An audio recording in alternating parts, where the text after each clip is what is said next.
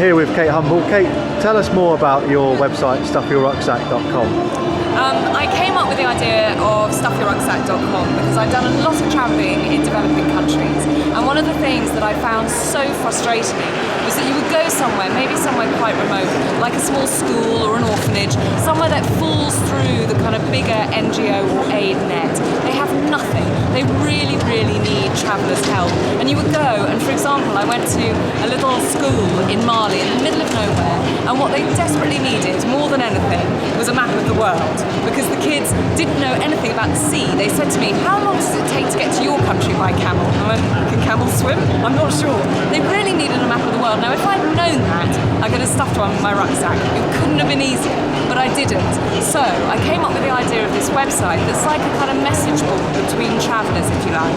So if you go to a country, you visit a school or an orphanage or some sort of organisation that really could do with something tangible that other travellers could bring to really make a difference to their lives, go onto the website, put in as many details as you can of the organisation and say what they need, and then other travellers who are going can go onto the website, put the country that they're visiting in, and hopefully this lovely long list of things will come up saying, you know, this school needs children's shoes, this school needs footballs, this school needs textbooks, whatever it might be.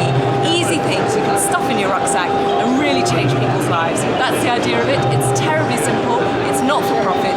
It's to give people a real chance, and also to give travellers the opportunity to have a really meaningful experience when they're in the country that they've gone to.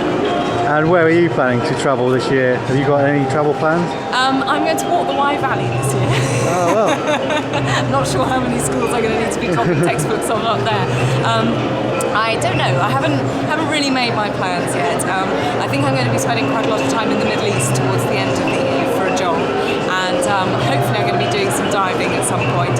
But I've just got a new dog, so I'm slightly stuck at home in Wales, which I'm loving. Okay. Is there a passport stamp you really covet?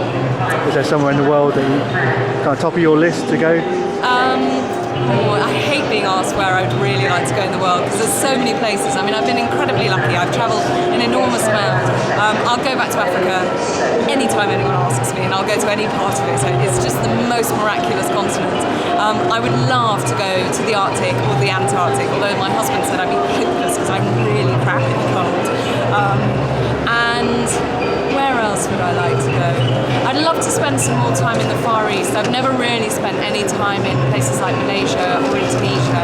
I think Papua New Guinea and Irian Jaya would be an extraordinary place, particularly for wildlife and for the diving. So